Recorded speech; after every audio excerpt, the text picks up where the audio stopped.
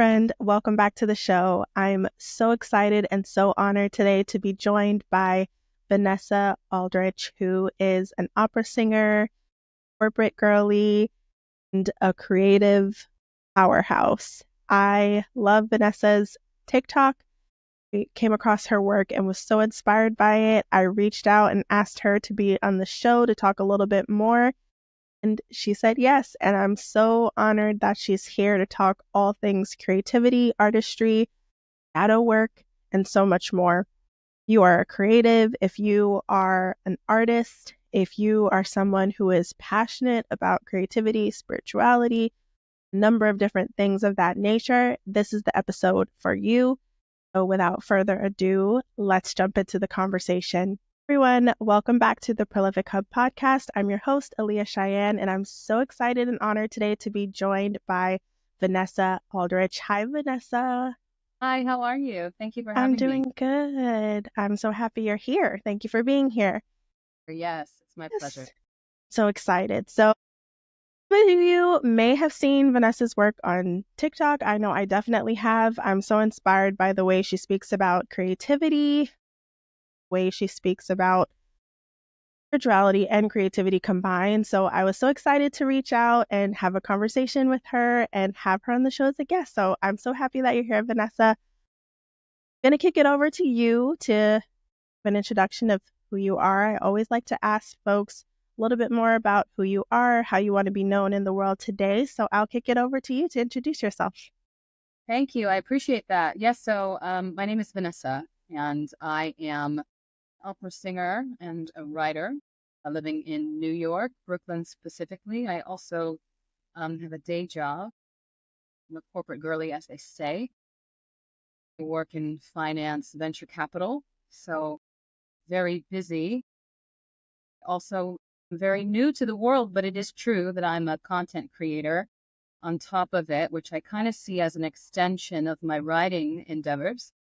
And on that space, I focus on being a survey, providing a survey of art, culture, world, religion, philosophy, all sorts of unexpected wisdom about the creative process, specifically in relation to approaching your art like a grown-up, which is to say how to stay engaged, committed, energized with your creativity, for your creativity, by your creativity for a lifetime.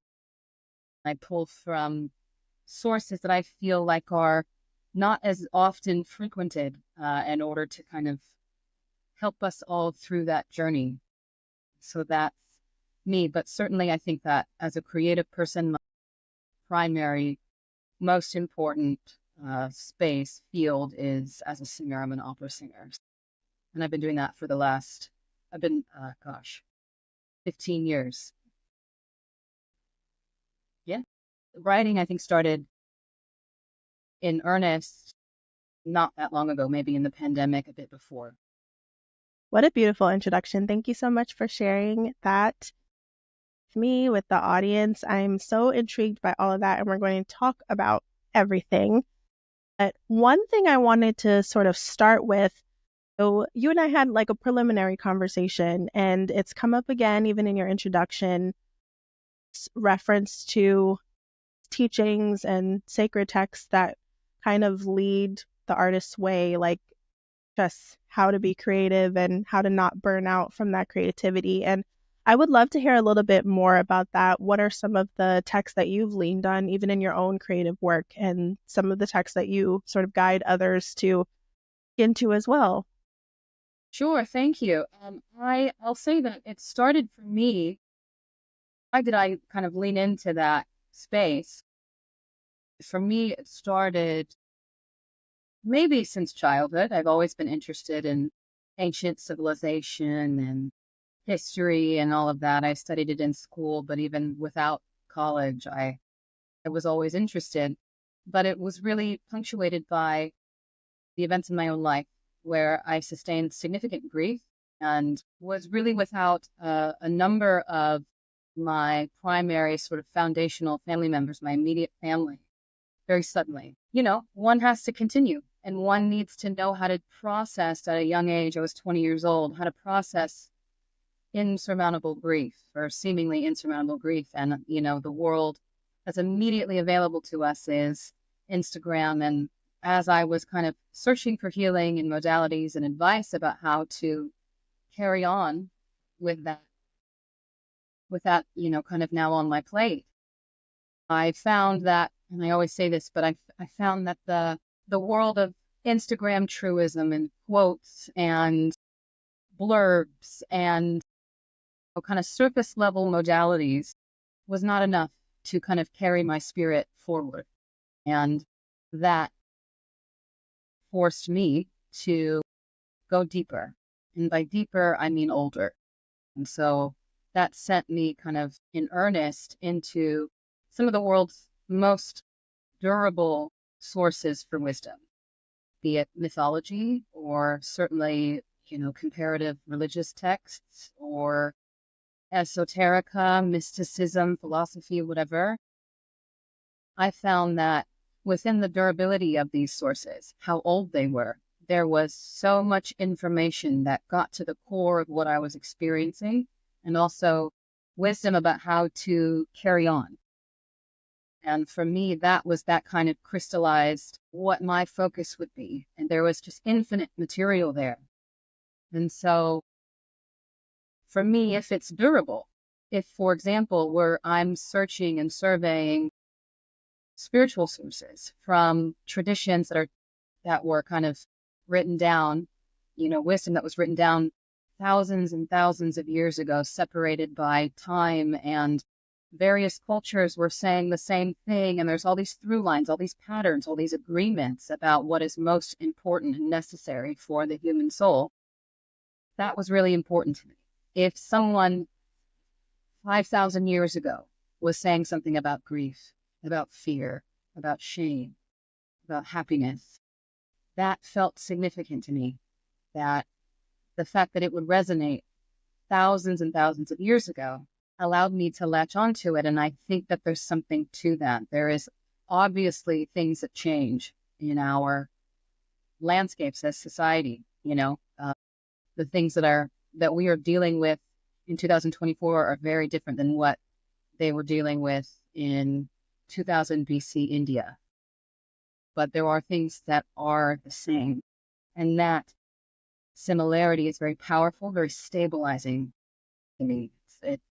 Just even hearing that someone could write it down thousands of years ago and it would still register did so much just for my grief alone.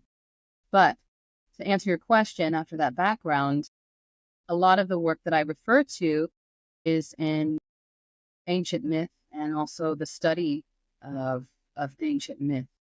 There are thousands of stories that all sort of follow the same pattern of how the soul struggles and what are the lessons that every human must face before they can matriculate on to the next sort of lily pad, if you will, in their spiritual unfolding. The fact, again, that there's that similarity, that every myth follows the same pattern.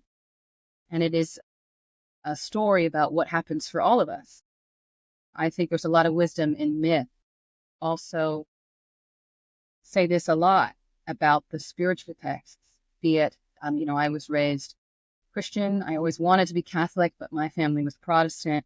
So I'm really familiar in those traditions, but I've since learned, about the Tao, about Hindu tradition, about Buddhism, and so on, about indigenous wisdom.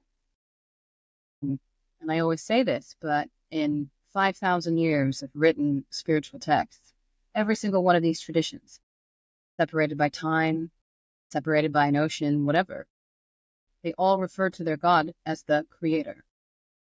And so if God is the creator, what am I? If God is creative, if God is the creator and I'm creative, rather, what does that say? One, about my own creativity. And two, more importantly for me, as a researcher, as a student, what does that say about those texts?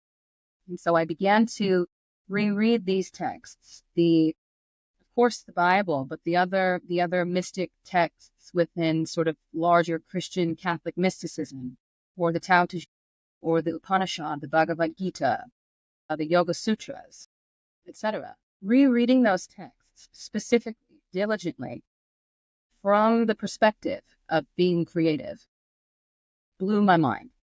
I would say that if anyone were to go back and reread any Bible verse, any quote, the Lord's Prayer, any of the Yoga Sutras, any passage, any chapter from the Tao Te Ching, etc., from the interior castle, from the inner chapters, any of these texts, I have the belief that in 5,000 years of documented spiritual texts, all of these traditions separated by time, oceans, culture, everything, if all of them on their own time and in their own way have come to articulate that God is the creator. If God is the creator, then what am I? If God is the creator and I'm creative, what does that say? One, my own creativity. Perhaps that it is divine. Perhaps that my creativity itself is my umbilical back to the essential most energy of the entire cosmos. Two, and more specifically for my own use and my own process and my own difficulties in life, if I were to go back to one of these texts, I was raised in the Christian tradition, to have a slightly different relationship than the one that I was raised in. But you could do anything. If you wanted to read the Bible, if you wanted to read the Upanishad, the Bhagavad Gita, the Yoga Sutras, the Tao Te Ching, the inner chapters, the interior castle, the dark night of the soul, any of these foundational texts, rereading them specifically with your creativity in mind, the wisdom that you would find would blow your mind. I really believe that rather than it being some sort of wisdom about how to get into heaven, how to forgive yourself after you were, after you had a gay chapter in college or after you stole something when you were a kid. It's not about that. I mean, it is, but if you were to reread it with the idea, with the thesis that in the beginning God created, that creativity is the most essential energy of the universe, and it is also the purpose of the human life. Rereading these books, these sources that are meant to guide us in our spiritual path, my thesis is that you reread them again with the idea that they're supposed to also guide us in our creative path and spiritual path are one and the same. Yes, yes. I think that's so profound. You even have this ability to speak about something as heavy as grief so poetically. And I think that's such a beautiful skill. But I love this idea of this through line that even in any of these texts, some of them having been 5,000 years ago to now, there's still a through line of the human spirit, what it takes to be creative, what it takes to suffer and overcome that suffering. So I think that's just so profound. There are a couple of pieces in that I would love to talk about a little bit more. So I think on the side, grief, like in a simpler way, I've heard it described as the final act of love or a reminder that love existed. And I think that's really beautiful.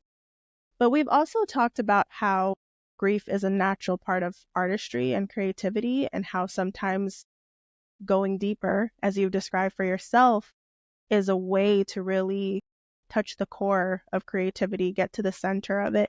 So I would love to talk a little bit more about how artists, how the creatives can really go a little bit deeper, even in grief, to create, and what that might look like. Yeah, I love this question, how to go deeper as an artist. And my belief, again, just in my own experience and in this survey, not as a scholar, because I'm not, but just as a student, someone who needs wisdom, is that the soul wishes to make use of our life. And our soul wishes to make use of our life on behalf of our creativity. That creativity, no matter what, no, I don't care who you are, is the objective. That is why we're here. To add context, color, dimension to consciousness, but human consciousness. What does my life teach me? And I certainly believe that we all go through a season needing to get to the meaning. If something bad happens, if something dark happens, if something confusing happens, you go through it. It's challenging, it's difficult. But then we have the responsibility to look at it again, second time, and ask ourselves, what is this trying to teach me? What is this trying to show me about life? What I have encountered is, I think this question comes up a lot when people ask me, how do I figure out what my talent is? How do I figure out what my purpose is? What am I supposed to do with my creativity? I know I'm creative, but what am I supposed to do with it? I don't know exactly what are the specifics of my gift? Yes. And say that all artists are tasked with mining for meaning in our lived experience. And I think what needs to happen first is a release of shame. I think that our culture in the West really conditions us to carry shame about the difficulty, that there is this unspoken process, there is this influx of media, the way that we even pursue, ingest, consume healing modalities these days is about something happened to you, go over there, deal with it, and then come back when you're like the rest of us. And I think a lot of people feel that way. Certainly felt like there was something wrong with me or wrong with my life or something delayed or stuck for having experienced grief or any of the things that happened before it, which were frankly much more difficult than the grief. Yes. Having the courage to release the shame that there's something bad about you for experiencing difficulty, so that you can then be reanimated and pursue the project of figuring out, what is this profound difficulty trying to teach me? What am I supposed to learn? And when I kind of figured out that, for example, then it becomes easier to start approaching the question, what are the specifics about my creativity? How do I go deeper, as you say? How do I ask myself more meaningful, more adult, more sophisticated questions about my creativity? And you begin to approach these questions not from the perspective of shame, fear, but from the perspective of love. So in my case, all this, the book of Job level grief, and I know I'm referencing the Bible a lot, but I'm not here to convert or anything. It's totally fine. Thank you. Perhaps the first 25 years of my life was really profoundly devastating. It could be a movie. Mm-hmm. Yeah. And as I'm wading through that all by myself, and I don't really have a lot of peers who have experienced that kind of stuff. I didn't then. From the perspective of shame, from the perspective of fear, my story is, why did this happen to me? I can't believe this happened to me. It's not fair that this happened to me. And in a lot of ways that is true. And it is a big question. Why am I suddenly without any immediate family members? Why is there no adult on earth that is concerned with how Vanessa is doing today? Yeah. That's tough. From the perspective of love, that same question becomes, I'm so glad this happened to me. Because now I understand intimately the experience, the universal experience of grief. Yes. Death is inevitable. Yes. Right? And so, as is disappointment, heartbreak. Heartbreak is something that people struggle with so much. They think there's something wrong with them ending up in a situationship or being heartbroken for a really long time or whatever. They feel shame from the heartbreak alone is enough. Then there's this other layer where you feel bad for having experienced something. But it's inevitable. And from the perspective of love, with that interrogation, looking at your life in this heroic way, in this spiritual way, heroic as a reference to looking at my life from love in this way, now I see that my gift is that I can help people understand inevitability. Like, I get it. Is it easy? Are there tears? Of course. But my point is that if you align yourself with the things that all these books are saying, love, this concept of grace, that you always have it, that there's nothing wrong with you, that you're not broken, etc. You understand what your gift is. And I feel that way. I feel that there's a depth that has been excavated within me. Yes. Which at the end of, there is that clawing, that excavation process, which is painful. But then what you realize you have is an empty cup that will be poured into. Yes. So that's how I'd answer that. And then I also like to talk about overcoming shame is shadow work, which I talk a lot about on my page. Yes. That's another thing that helps how to really get through the shame other than waiting for life to do it for you. You can be mindful. I think that's something that's been pivotal in my creative process too, specific, not just a spiritual process, not just something that I can report to my therapist. I did it. Like if it means me finding more stuff to get on the page, shadow work is a tremendous tool. Yes.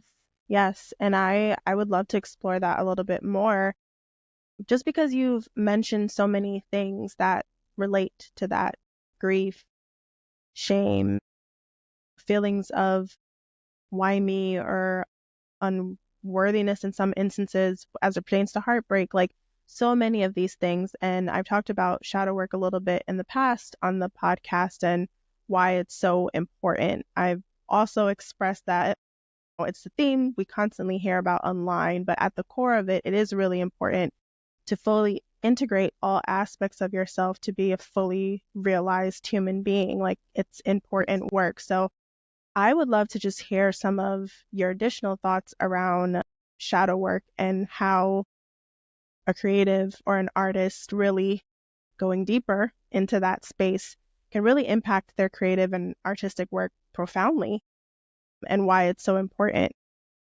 Yeah. Thank you for that question, because I agree with you that shadow work is so important. And again, it's I work with people one-on-one. I have this shadow work process that I'm very proud of. It's shadow work specifically for the creative process. I And love that. then when I work with people one-on-one, I always say I'm not interested in how you communicate with your partner, how you manage your finances. I'm here to give you tools for your creative process and nothing else. If there's overlap, so be it. Yeah. But using these tools, again, like if I'm reading these texts, it's not so that I can brag about it to my priest. Mm. It's just going to help me, and I selfishly, like ravenously, go to it Mm-hmm. as a sort of cheat code. And these spiritual texts talk about shadow work as well, in terms of the spiritual unfolding, Yes. how to get through it. And again, if we take the spiritual process as something that is synonymous with the creative process, we are meant to really go to war to the best of our ability with shame. Shame is the mechanism that is the fundamental mechanism when people talk about shadow work. Mm-hmm. Your shadow is any version of yourself that is unknown to you. It's locked away.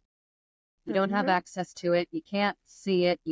It's far away in your subconscious. You're unaware of it. The mechanism that supports that kind of separation is shame. Shame is this policing agent.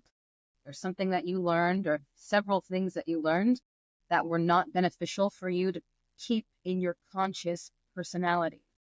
So if it's something like anger or jealousy or something tailor-made like that, someone taught you, you learned that it was safe, beneficial for you to banish that characteristic into your subconscious, and shame is the mechanism that keeps it there. So much so that if you come near it in your daily life, some coworker that demonstrates this, there's some aspect of your creativity that demands this of you, but because it's locked away, shame won't even let you come near it. And we know that creativity is about putting more and more of yourself onto the page, onto the canvas. Move deeper, more sophisticated, more honesty every damn day, which is why it's so hard. How do I do this? Certainly that's what I believe. It's not simply about becoming more and more talented, more and more impressive as the older you get. It's about being more honest. Yeah. Using shadow work to mine for the parts of yourself that are locked away is a powerful tool. Looking at having the courage to hold a safe container around shame. So, which is to say, I'm not going to say if I have an anger management issue.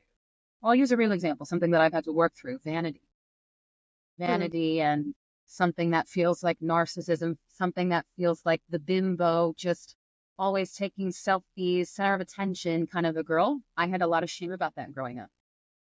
And I didn't want to, it was wrong to me. Shame turned that personality into a type of morality, that being that kind of girl was wrong, that the way to really get ahead is to be intelligent. And certainly growing up where I did, in a part of the world that was very racist, things like beauty, the spotlight, were not allowed for Black women, yellow Black girls. Nobody wanted a little Black girl to feel beautiful.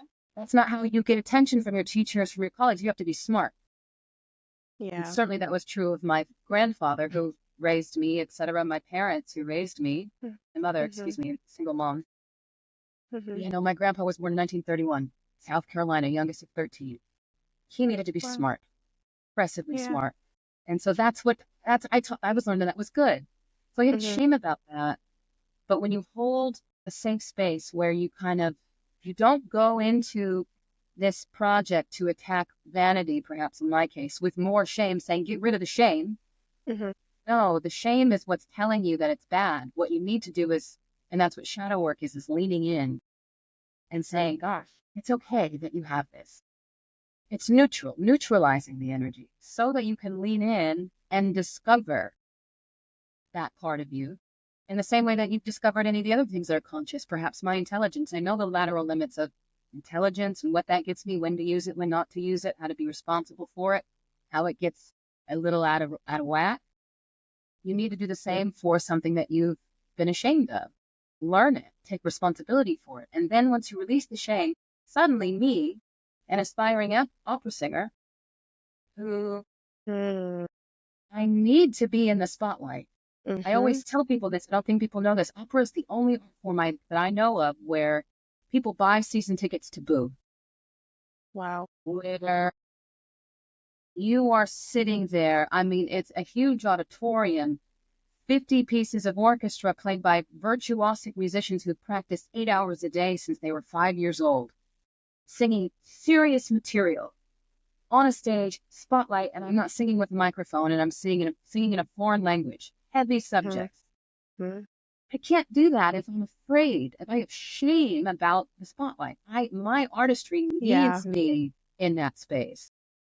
And I discovered, and I was not doing the shadow work, one, intentionally, two, sometimes the shadow just confronts you, and then you have to deal with it. Yeah. But what I discovered, again, because I wasn't doing it on behalf of my creativity, I was just trying to get through some triggers. Yeah. Then when I do that work, I discover suddenly this vanity is part of me. Yes. And now I'm grounded in the spotlight in a way that I've never been, because since I've been doing this when I was very small, I've always struggled with terrible stage fright. Is that stage fright, as a lot of people think, there's something wrong with them, that they're not good enough, and that's what starts going in your mind. I'm nervous, so I must not be good enough for this stuff. No, or perhaps there's just a shame that is policing you from being present with the obligation and demands of your own art. And your full expression. Exactly. You get it. Yeah. Full expression. Exactly. I love that. Yeah. And you wouldn't know that you were missing it because you can't see it because it's in your subconscious. But now suddenly I have a part of my creative animal is bubbling up. I am in the spotlight. I am hanging out.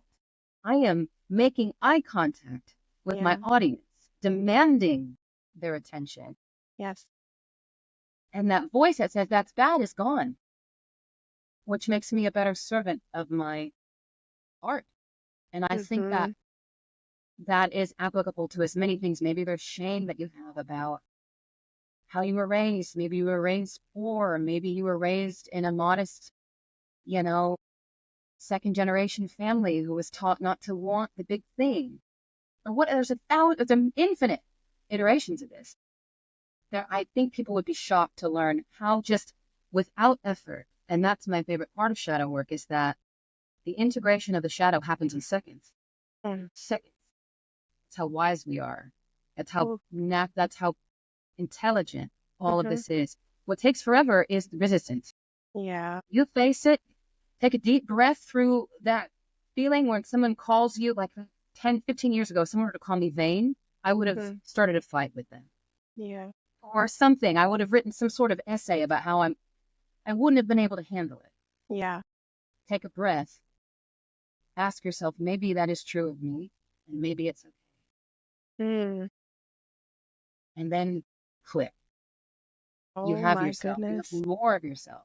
Yeah. You know what I mean? Yeah.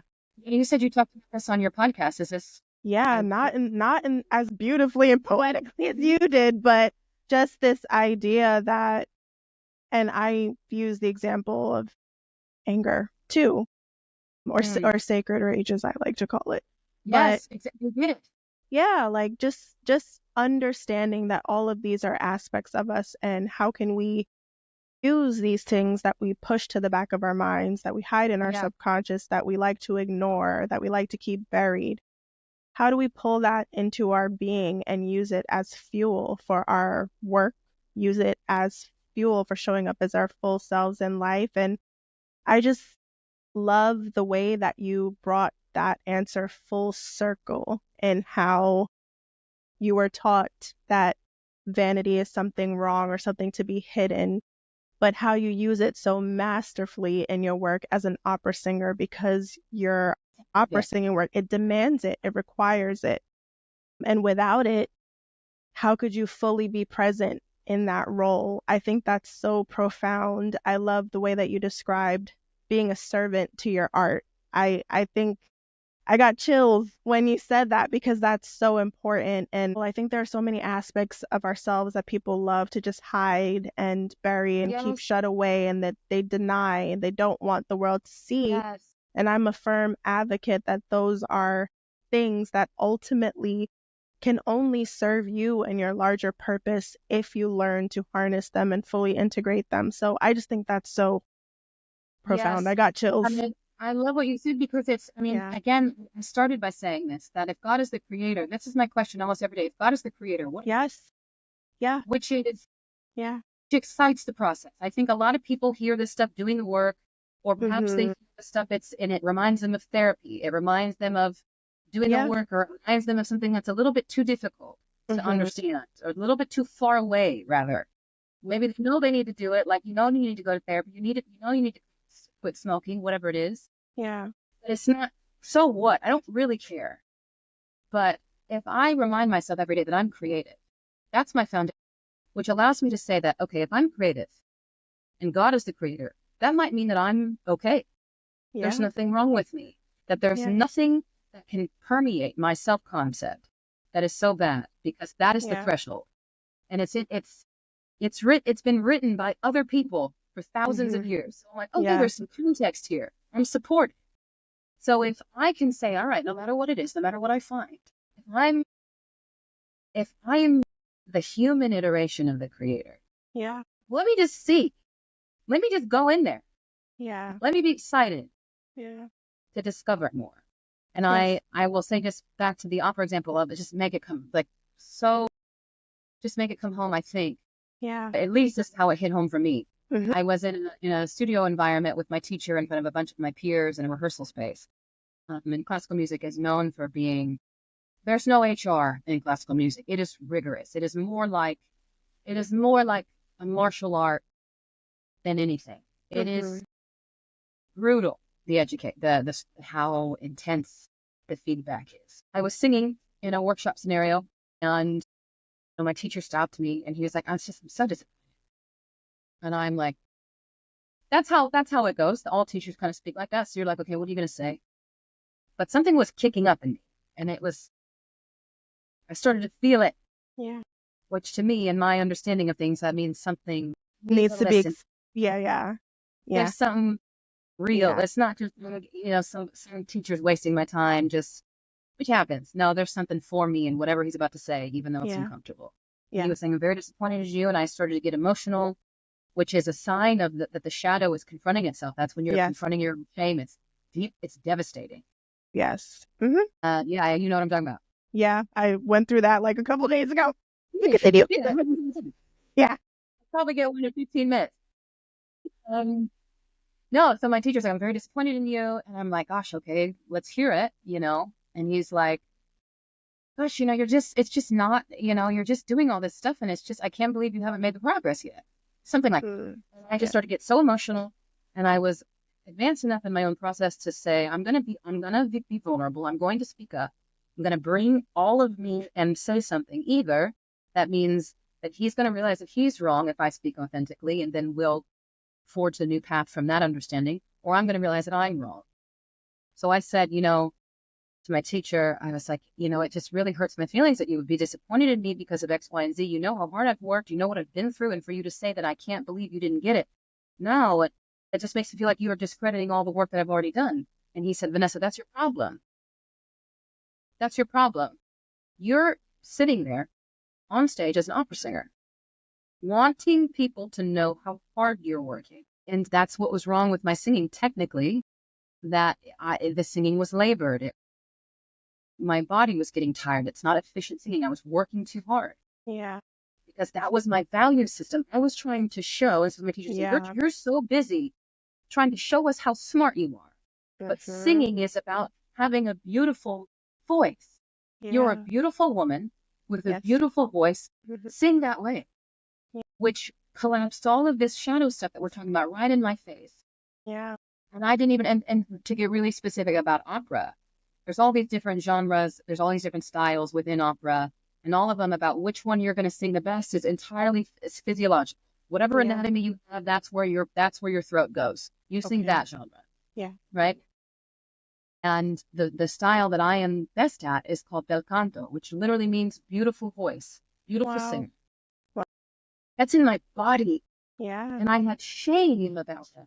And so now when I sing, I'm not perfect at it, but now the energetic, the thing that just flies, and I'm getting goosebumps, the thing that flies out of me is this communication about myself, which is to say, rather than squirming on stage, being nervous and be like, okay, I prepared really hard. I studied all the history and I did all this stuff and I'm really smart. And I did frantic energy that registers as stage fright. Yeah. Audiences don't like that. Yeah.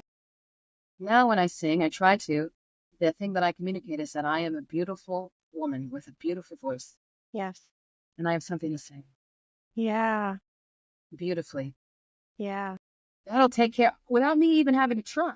Mm-hmm. It takes care of stage fright, which is, I think, what is meant in all these texts that we can't even conceive of how supported we are. Yeah. My goodness. You know what I mean? Yeah, that makes it really salient. That's the grace, the work, and that's another thing. They call it the work. We think it's discipline. Doing the work, we think it's like, oh, I gotta be disciplined. It's the grace. It's look, I just gotta. It makes it, and the people say like, oh yeah, like those like podcast bros, those motivation videos, or like after some time, the discipline. No, it really is grace. Grace, yeah. That's where the mind, the thoughts, the shame cannot.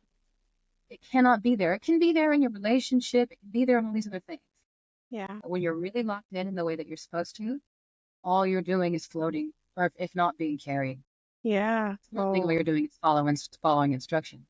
Yeah. And what's more than that? My goodness. I love that so much. Even down to the simplicity of the genre that you're in and really embodying that in a moment where you are being confronted with the overperforming or the validation from the audience. You're like, just you get it. Soaking into, that's so good. And this is what I mean, that the shadow, quite literally, just sharing it because it's an example of the process, but also my own, I had shadow, literally. If somebody were to call me beautiful, I'm sure a lot of people know this. If somebody were to call me beautiful, I would have squirmed, I wouldn't have related, or I would have wanted to follow up. No, I'm smart. I went to UC Berkeley, I was a triple major, went to grad school, all these things. Yeah. But if I went and did my shadow work, there's a parallel to what my gift is. Yes. No, there's no, it's not, you don't even have to search for the parallel. It is a line that, again, that's why I say do the shadow work. And that's what a lot of my work is when I do one-on-one stuff. A lot of my TikTok stuff is about that because I just think it's a gold mine. Yeah, it is. And it's so profound. Something else that you brought up multiple times that we keep coming back to is this idea of gift and this idea of divinity and creativity. And I wanted to talk to you a little bit more about that because we talked about that before. I think the way that you expressed it, which I thought was so profound then, was, creativity is a way for the universe to expand itself or something along those lines. You said something like that, and I thought that was so profound. And I've had a guest on the show in the past, LaVon Briggs, who describes herself as a co-creator with the creator. Exactly. So many women that I trust that inspire me when it comes to creative work see that parallel. They see no separation between spirit, divinity, creation, and Zero God. difference. Yeah. And I have always felt strongly about that, even in my own personal life. I've only felt Yeah. like more recently I hear more people expressing that in a way that's not sacrilegious. Like, I don't know if that's the right word, but I felt like in previous spaces or places to say something like that is almost kind of like taboo or looked down upon. And now I'm in a space where I'm hearing that more, and it's more accepted, I would want to say, in some spaces, not every space. But I would love to talk to you a little bit more about that because I also feel strongly that spirituality, creativity, divinity are deeply aligned. Yeah. I like to go back to the saying, I don't know exactly where I got it from, but it's something along the lines of, if God is the ocean and I'm a drop of the ocean, Yes. what am I?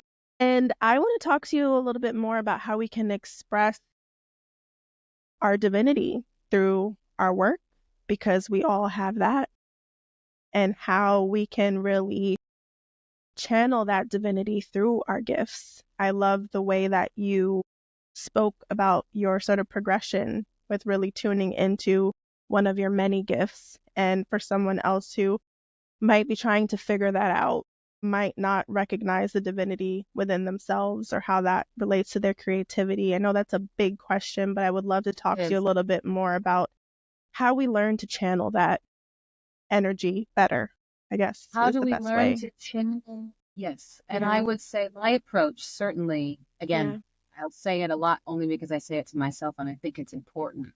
We say words like divine. We think that we're suddenly going to start speaking mystical language, that we're going to start sounding like priests or mystics or healers, or that we're going to be sounding religious. And what we do, how do I channel the divine? Does that mean that you have to start repackaging the Bible in your writing in order for it to be divine? No. I think that I just did a kind of a month of workshops on mythology. Like I said, I referenced that before. Yeah. And the hero is myth. The protagonist of every myth is the hero.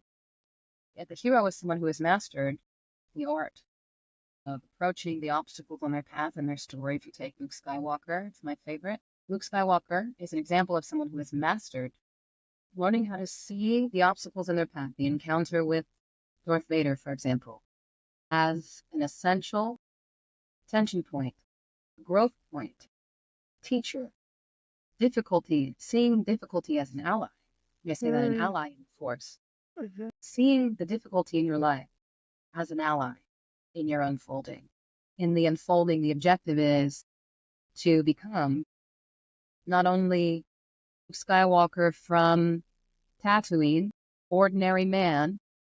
The hero has mastered the art. It is a metaphor for all of us about what is required for the journey, which is this surrender to difficulty as an ally, to go from being an ordinary man to an eternal man.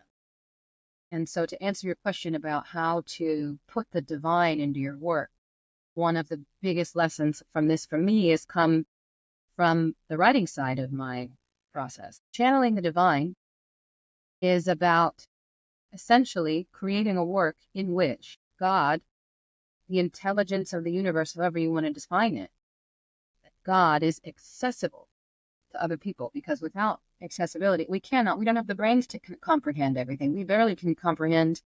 We certainly can't comprehend how big the ocean is, let alone how intelligent Yeah. divine energy is. We don't really understand the divine. Mhm. If you do the work to understand in the heroic way, like I said, what about your life is eternal, which is to Yeah. say, what about your life has happened that relates not only to, that is not about you, but is about other people. Like, what did this event teach me, not only about life, but about other people? Yeah. What are we all going through? James Baldwin says that is when you make your first breakthrough, Mm. because it's not only about you. What happened to you doesn't matter. What matters is that if you can communicate what happened to everybody else, allowing your your work to be a cathedral in which other people experience the sacred, which is to say, there is not some lesson about how to convert to Christianity. All I mean is that you get there, you experience God. God is accessible, which means that if you are an audience member, as all audience members are, carry some terrible secret with them into the auditorium, into the museum, and you open a book. You got a brand new novel, a brand new book of poetry, and you're reading it because someone recommended it to you, but deep down, there's something inside of you that needs to be understood. Yeah. Deep down, even you could be watching Fast and Furious 10, but you're hoping for 10 seconds where somebody says something that moves you. Yeah. And it's not something that you can tell a partner. It's not in your notes app. It's not your therapist doesn't know it. Your Google search doesn't know it. It's just you. And you go to art to be understood in that way. So if we can get out of our own way a little to answer your question, how to channel the divine. Yeah. Begin a journey of asking yourself, what has happened to you? What does it mean? Travel the distance away from your own feelings about what happened to you. Crawl, as one of my favorite poets, William Safford says, crawl on hands and knees on an unmarked trail to where other people have forgotten something. No matter how tired we are or how lowly we arrive, we must find something forgotten by everyone alive. Crawl to find meaning about other people in your own life, with whatever process, and put that into the work. And again, it doesn't have to be, and now we convert to Christianity. That's not the divine. It's, I want someone to feel seen.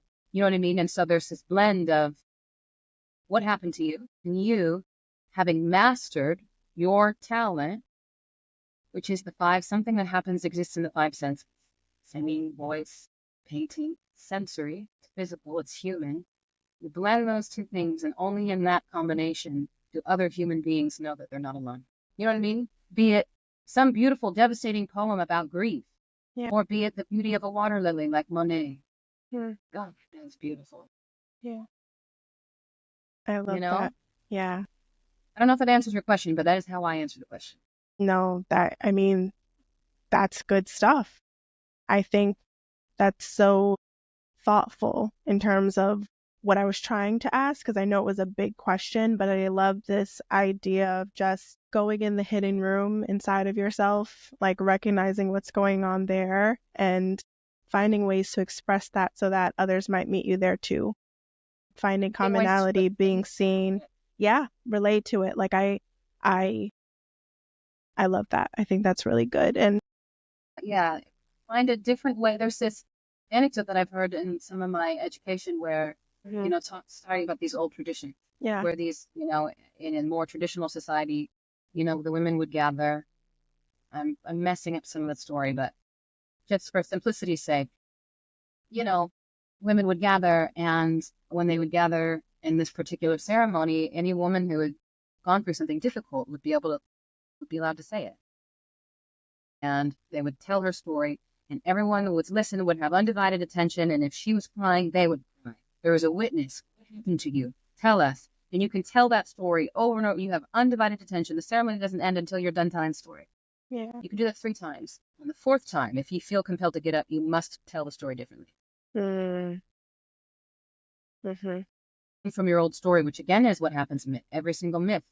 The hero, Luke Skywalker, Dorothy, when she's in black and white in Kansas, Neo in the Matrix, there's a fight to get past the vice grip of their foundational story, which is really probably your parents' story. It's not your story.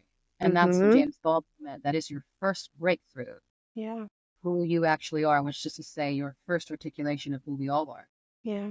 My goodness, this is so good. I feel like I could listen to you and talk to you forever, but I know we have to be mindful of time. So yeah. So keep me on. I could talk forever. As part of being an opera singer, that's something I had to wrestle with. My shadow journey. I always sound my own voice. So hey, I love the sound of it too. It's great. Like I'm soaking it all in. I feel like I'm a sponge right now. This is so good, but I do want to be mindful of time. So there are a couple of other just like last questions that I really wanted to jump into with you. Sure. I know when we kind of spoke a little bit. We talked a lot, and you mentioned it a little bit earlier in this conversation. There's just so much stuff in our face. We're forced to consume, Yes. like everything is commodified. Yes. But I also think on the other side of that like as a creative and as an artist, there's an extent to which you do want people to consume your artistry and your work. So Absolutely. I Yeah. would love to know some of your thoughts around balance in this space in a society where we are pushed to consume, where there's so much to be commodified. How does the artist make way for their creative work, for their artistry, and how they essentially want people to consume that in a way Okay. too? Like how do we balance that? The question is how to balance like the part of putting yourself out there that perhaps feels scary but also feels gross. Yeah. And yeah, in a way. Yeah. How to balance that and how to do it anyway, how to get over the fear. Like, okay, Yeah. like I'm in touch with the divine. Am I somehow polluting it by slapping a price tag on it, Yeah. making there a Black Friday sale so that people buy it? Yeah. And Am you I know what's somehow funny? Pollution is the word I wanted to use a second ago, but I was like, let me not use that. But hey, I should have. no, say it because that's how people feel. Say the Yeah. word. Yeah. You know what I mean? No, I mean, of course we all feel that way. I have a couple, I don't know if I can answer it quickly. I can't answer anything quickly, but I'll do my best. No, go for it. But I do have an answer. And Yeah. one, and we've reiterated this a lot, so hopefully by now it's clear. But again, Yeah. who you are in the material world, the obligations that we have in the material world, paying the rent, showing up to work on time, graduating high school, graduating college, that is not our soul. Perhaps Yeah. there's some Yeah. perhaps perhaps the soul is dancing and tickling, animating these things, but that's not who I am. Mhm. And if we really want to lean in, these things that have caused grief in us, the fact that the rent is always due and it's so expensive, the fact Mhm. that I can't go to the hospital without having to pay somebody $10,000, et cetera, Mhm. and so forth. The fact that I dropped out of graduate school, my graduate degree in voice, I dropped out and I still owe $30,000. That's not I mean, some of that is my responsibility, but the fact that Yeah. that system exists and the fact that that system is oppressive is not my fault and Yeah. it's not my responsibility. So Yeah. step one, release yourself from this habit, which we are taught that oppressive, exploitive system is our nature. That's what we're taught. That Ooh. to put something on the marketplace and to consume, we are taught that it is human nature for that to be corrupted. It's human nature, so you have to deal with how difficult it is. Mhm. It's not true. We have to Right. do the work of disentangling their exploitive process, which keeps us in some sort of prison, at least in certain metrics, Mhm. from our ethics. Mm. That's not my morality. Those aren't my ethics. In a really crude example, Yeah. 400 years ago, it was illegal and immoral for a Black person to, let alone be free, but to learn how to read. Mhm. So would it have been wrong for me to learn how to read? That oppressive Hmm. system is not morality. Yeah. Let's really get a grip on that Yeah. aggressively Yeah. in a mighty fashion. Like, let's be Mhm. honest about that. Then let's contextualize it even further. You putting $35 on one of your little watercolors Mm. is not the same as being some multi-billionaire who conspires with international law, and international apparatuses of every variety in order to maintain this wildly oppressive, exploitive system, robbing value from millions and billions of workers. Yes. That's not the same thing. Yeah.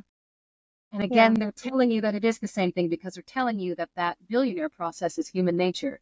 You Mhm. are trying to stay alive. Now, back to what we were saying about the purpose of it.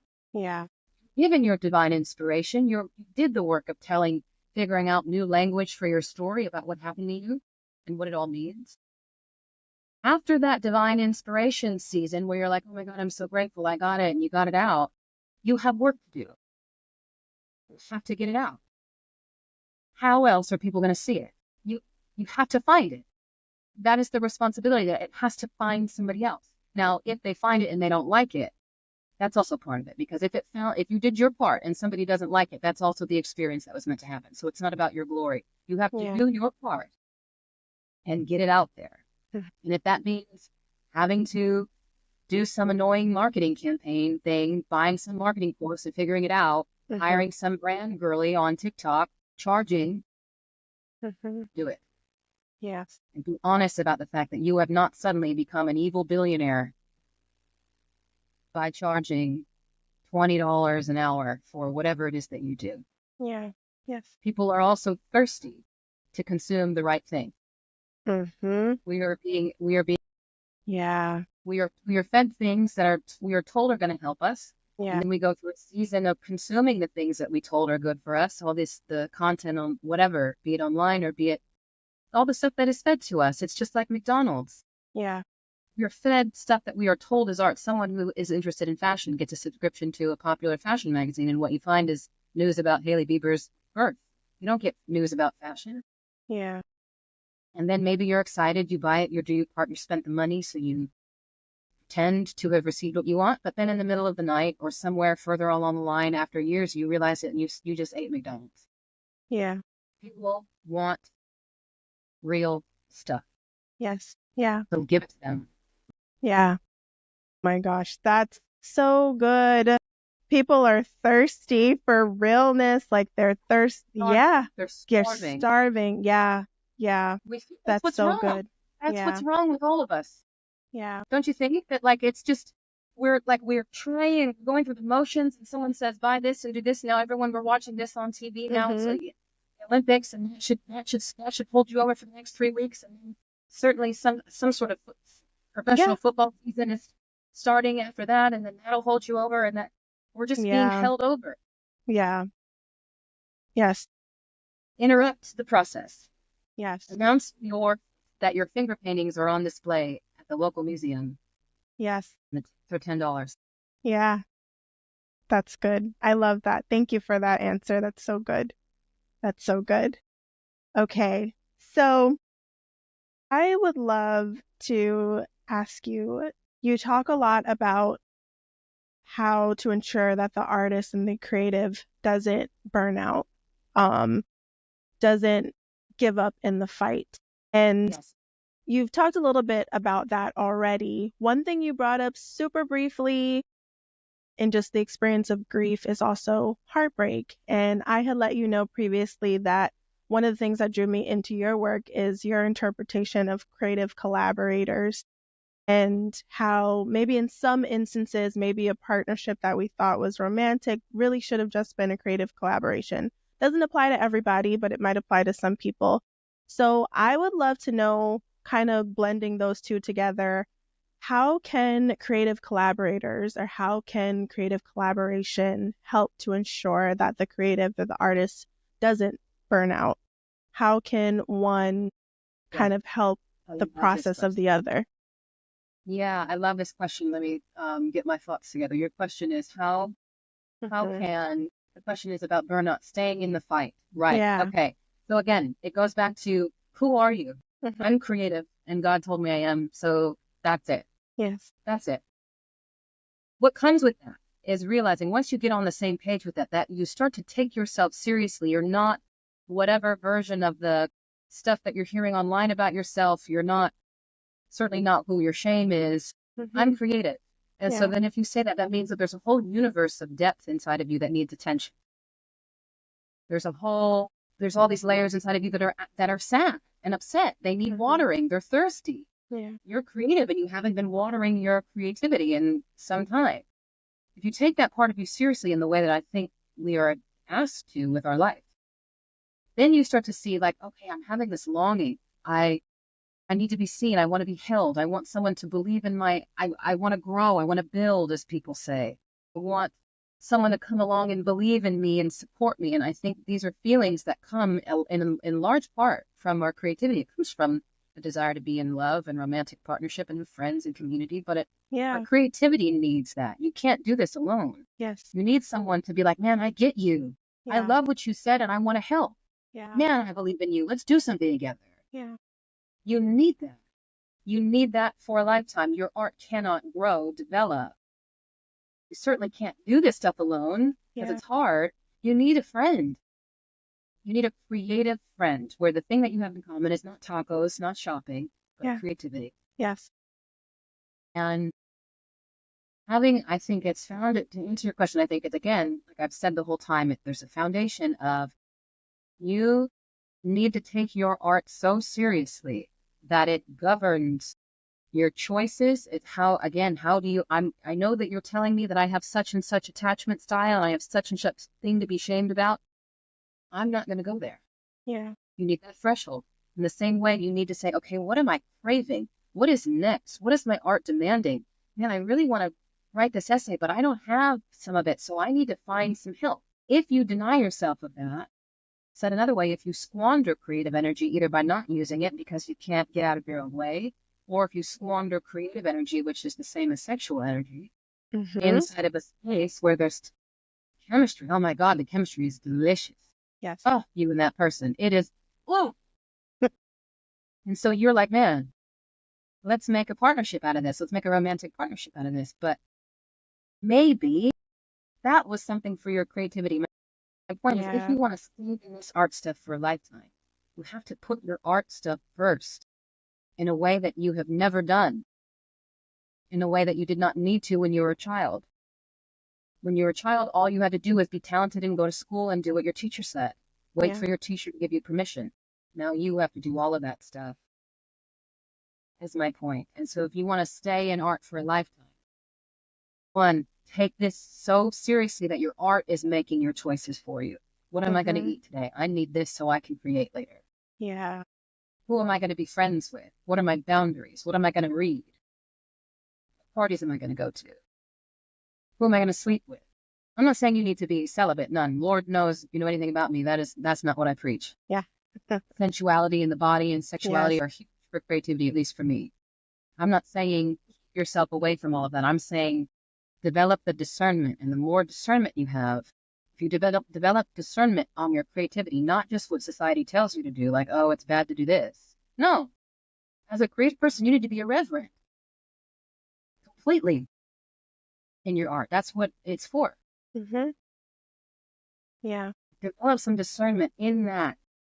I can give you an example in my own life. There was, years back, there was this collaborator that I had in opera. He's a pianist. Beautiful man. Yeah. One of the most beautiful men I've ever seen. Gorgeous gentleman. Does all of the right things for me in every way. Yes. And I could have. Yeah. You know what I mean? I really could have. But I just also, like the chemistry, I was just like, I also saw all of the other girls, guys, tripping all over themselves. And I was like, I'm going to be the one. I'm going to choose my creativity. Yeah. Right now. Because my bot is fine. I can find another guy. It doesn't matter. Yeah. I'm gonna put my creativity first, and I'm also gonna put his creativity first. I'm gonna go out of my way to acknowledge some aspect of him. And then what happened was that all of that chemistry that was mutual went into the art. Yeah. And it was one of the best performances I've ever had. It was delicious for the audience in the way that we see, like, what is it on Scandal? Olivia Pope and what's his name? Fitz. Yes, whatever his name, Fit, whatever. Yeah. The chemistry we had on stage. And let me tell you what the audience loved it. Yes. Yes. You know what I mean? Reveled in it. Yeah. And now it's a friend. And we'll have that as a memory, and that's the foundation, and he'll always be there for me. He's always going to text me back. Yeah. And that's all you want. Yeah. Someone to text you back. But again, it goes back to what I said. Creativity is more of a lifeline than we think. If you want that text back, you want to be seen, held, you want to build with somebody, maybe your creativity is the lifeline to that. Because creativity is godliness, and God gives us what we need. Yeah, that's so good. That's so good. And I also think some of what you're saying in that too is something else you've expressed around, there's a lot of push in creativity now to like go back to our childlike state, but we need to be operating from the place of an adult. And you've said that, like, what decisions am I making to honor my creativity? I'm going to eat this thing because it's going to help me be creative later. I'm going to do, like, making adult decisions around our creativity. So I think that's so Yes, beautiful. it's a joy. It's a Yeah. joy. Yeah. Because that's what I admired when I was a little girl looking at interviews of Toni Morrison. They were an adult. Mm-hmm. I'm not saying abandon your inner child, not for a second. Yeah. That could be a whole Yeah. other podcast. But Yeah. there is something, again, all of these Mm-hmm. spiritual things draw attention to the first half of your spiritual life and the second. All of them do Yeah. that. That's the Yes. meaning of being born again, Mm-hmm. pearly gate, the great eye of the needle. There's a Mm-hmm. separation. When we're children, we're being guided. There's Mm-hmm. infatuation with other people who are better than us. Our teachers are giving us permission before we learn the next lesson, etc. Yeah. In this second half of your creative life and your spiritual life, you must decide, Yes. because you're writing again, you are etching something into the eternal memory. Yes. You can't wait. Yeah. That's so That's good. what I mean by being a grown up. Yeah. I love that. That's so good. I think just kind of in summary, this has been just so good and so profound. I feel like there are so many lessons and tidbits here for creatives and artists to take away from this conversation. So thank you for showing up so vulnerably and transparently Thank and you. beautifully. You asked the And best questions. yes, thank you. Like this was just so good. I think something else I've seen in your work recently is just like this villain era challenge. And I think it goes back to what you were saying before around just the villain's purpose. Not even just the villain, but even the shadow's purpose to push us into our full self. Just everything. Anytime I see any of your work, I'm just like, it just pushes me to a new level, a new perspective. And I think that's so impactful. So thank you. Can you let folks know where to find you online, where to support your work? Thank you. Yes. If you're interested in my singing, the soprano version of me, you can go to my website there, vanessaaldrich.com. And if you're interested in this exploration of creativity, that's what the lion's share of my TikTok is. And Vanessa is Life is my handle, or like the actual is Vanessa Dome's Life. Yeah. Or all of my resources, where my services, the one-on-one stuff, the workshops. We have a great community of workshop and reading groups and stuff like that. A Note from Self.com is the name of that website. The self being your high self, the eternal self that you're listening to always. Yeah. I love that. Thank you so much. And I will make sure to link all of those things in the show notes below so people can find you. Thank you. Yeah, this was so great. I loved our conversation. Thank you. You're the best. Thank you. An incredible conversation with Vanessa Aldrich. Thank you so much for taking some time to be on the show. So deeply intrigued by your mind. Thank you for showing up and sharing all of this brilliant wisdom on the show today. It was so meaningful to me, and I know it'll be so meaningful to all of the listeners. Folks tuning in, I hope you found this episode inspiring, informative, transformative. I hope that you were able to take something away from it. If you loved this episode, please consider sharing it with a friend or two or more. A 5-star rating and a positive written review. The text to the show. The text the show is in the show notes below, or a voice note. Let me know what you think. I so appreciate you taking the time to tune into this episode. Friend, I will catch you on the next one. Until soon.